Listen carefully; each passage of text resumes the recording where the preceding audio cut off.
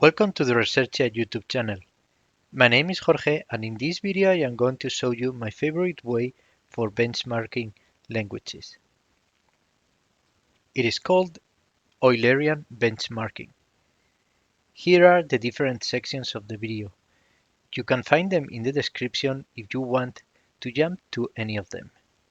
In December of the year 1735, a letter that read, "So much work has been done on this series that it hardly seems likely that anything new about them may still turn up. I too, in spite of repeated effort, could achieve nothing more than approximated values.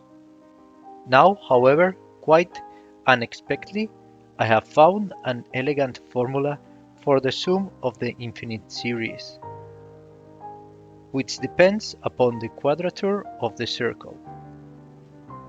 I have found that 6 times the sum of this series equals the square of the circumference of a circle whose diameter is 1.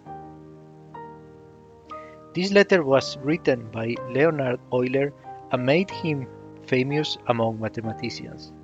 This astonishing solution to the Basel problem is, with all likelihood, one of the most important results in the history of mathematics.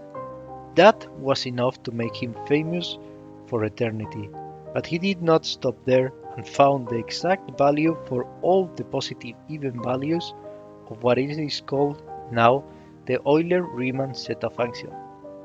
Jacob Bernoulli, one of the most famous mathematicians of all time, gave up on solving it, although, surprisingly, he discovered the so-called Bernoulli numbers used by Euler in his solution. Other mathematicians, such as Riemann, Ramanujan, Littlewood, Hardy, or Hilbert, also worked on the zeta function, and nowadays you probably heard of the Riemann hypothesis. But that is another story. I will leave a couple of good books in the description. Now we can proceed with the benchmarking. Euler's solution is very useful for benchmarking. That is because this series converts very slowly, so we need a lot of terms to reach a good accuracy. It also involves very small values, so for this reason we can compare speeds and accuracy of different languages in a very simple way. The codes I will use are not optimized, but they are very easy to read. I will start with the programming language R. It has been around for a long time, and I've heard it's faster than Python. Let's give it a try. I will run it several times so we can compare and write the results on an Excel document.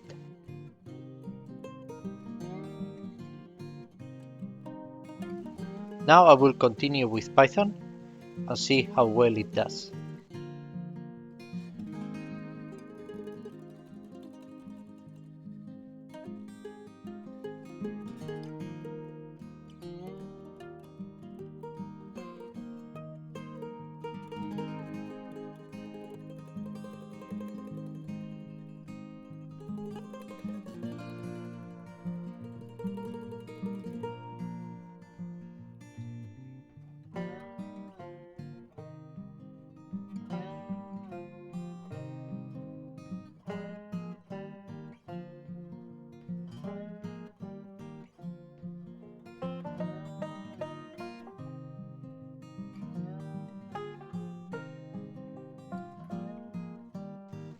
Next I will try Julia. Some people claim that it will replace Python and it's faster than it, so let's give it a try.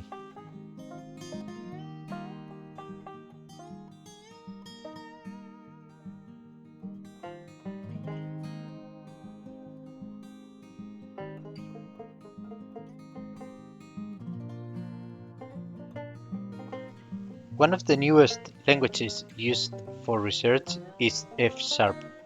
Let's give it a try and see how well it does.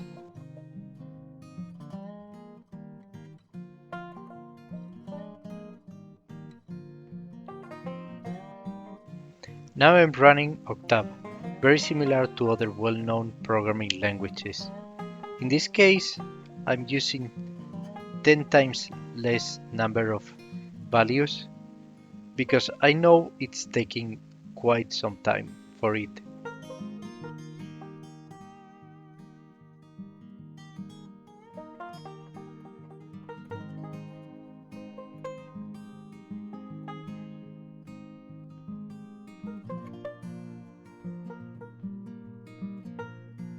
Here you can see the benchmarking results.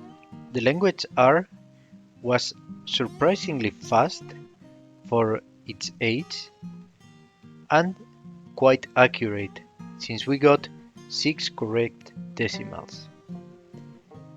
Python was very simple to write and we got 7 correct decimals, although it was a bit slower than R. Julia performed more or less as fast as R and gave all the way to the 7th decimal in a correct way. F sharp, on the other hand, gave 6 correct decimals and was way faster than any of the other languages. Octave, as you saw in the video, gave only 4 correct decimals and was quite slow. In my opinion, the most surprising language was F sharp, being extremely fast and very accurate. Python is getting faster and gave a very accurate result. Julia was, as expected, very fast, not the fastest, as I thought it was going to be. However, it gave 7 correct decimals, although its syntax was a bit more difficult than, for instance, Python. In my opinion, it's a trade of complexity in terms of syntax and speed and the number of decimals that you get by default. I would love to read your opinions on the comments and other possible languages that we can benchmark this way. We could start a discussion on your preferences and which one of them is more convenient for you. Thank you so much for watching and see you in future videos.